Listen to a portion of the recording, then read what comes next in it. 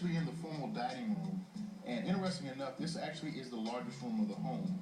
When Mr. Douglas purchased the home in 1877, he actually began to immediately add on to the home. So this actually was once a kitchen at one time, but this now is actually a formal dining room to actually entertain all those guests. With all the guests that he actually often would have over here around this table, Mr. Douglas was very active in the local community, plus he would have dignitaries from all walks of life coming here visiting him. And I mentioned some of those individuals earlier, but Mr. Douglas often loved youngsters. He loved students from Howard University. He would actually have, quote-unquote, the Howard Salon, offering them to come over and have tea with him along with other faculty members. I noticed a writing desk. Did he work here as well? Yes, he probably worked here, and you'll see several different pens set up here, along with original sort of a ledger book. So speaking of writing, you also wrote the preface for the book Lion of Anacostia, correct? Yes. So you and John Mueller, it's interesting because I actually was able to sit down with him and we talked about Frederick Douglass's life here in D.C. You know, we're all familiar with Anacostia now and the Douglas house on the hill, you know, now. But what was it like back then when Douglas lived in Anacostia? When Douglas lived in Anacostia, it was very rural. It was really, well, Anacostia was Washington's first suburb. It was his first subdivision. And it was really placed for working class folks. And Douglas played a pivotal role in the neighborhood.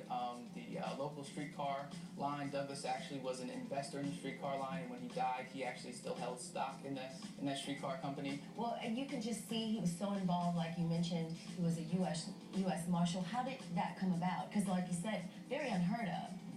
How did that happen?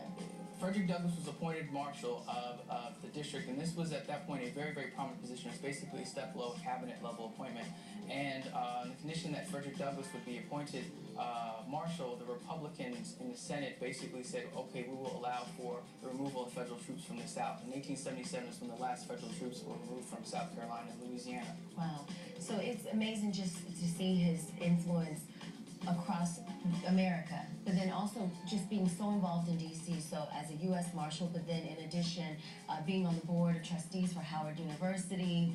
Talk to me about that connection as well. So Douglas being the most prominent black man in America at that time and being of such consequence, the board of trustees said we need Douglas to be on our board because of his fundraising ability, because of also he would be such a good example for all of our students. Douglas is not necessarily a founding father of the university because he was not on the founding board of trustees, but he was with that group. He was of that era.